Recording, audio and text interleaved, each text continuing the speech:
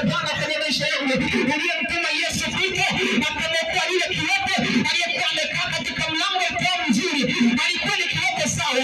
Alimuona yeye amezaliwa ni kiwete sawa. Alijua waweza akatembea. Wako aliyomzalao. Wako wanategemea kwamba huyo atakuwa anatutegemea sisi. Huyu maisha yake lazima tuombe sisi fedha. Lazima tuombe chakula. Lakini walishangaa kuona anarukaruka. Anatembea huko akimsifu Bwana. Huko akiinua jina Yesu Kristo. Kwa maana Yesu amemwinua. Kwa maana Yesu amemfanya asimame tena. Nami natamka Yesu jioni ya leo akuinue kwa damu ya mwana kondoo.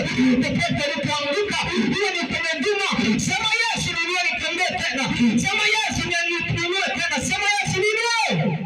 Sema ninaenda mbali kwa jina la Yesu. Ninaenda kwenye baraka kwa jina la Yesu. Ninaenda kwenye mafanikio kwa jina la Yesu. Ninapiga hatua katika ulimwengu. Sema ninapiga hatua. Iwe ni kwenye huduma ninapiga hatua. Iwe ni kwenye huduma ninapiga hatua. Iwe ni kwenye masomo napiga hatua. Iwe ni kwenye ndoa napiga hatua. Iwe ni kwenye biashara napiga hatua. Sema ninapiga hatua. Sema ninainuka na simama tena. Walifunga mahali pamoja. Wakasema huyu hatasimama. Wakasema huyu hatatembea tena. Sema roho inatembea tena. Sema roho inatembea tena. Sema natangaza katika ulimwengu. Enyi wachawi mlionifunga wakati nazaliwa, mliofunga nyota yangu wakati nazaliwa, mliofunga uzao wangu wakati nazaliwa, mliofunga biashara yangu wakati nazaliwa, mliofunga uzao wangu wakati nazaliwa, ili nisifike hatua, ili nisifanikiwe.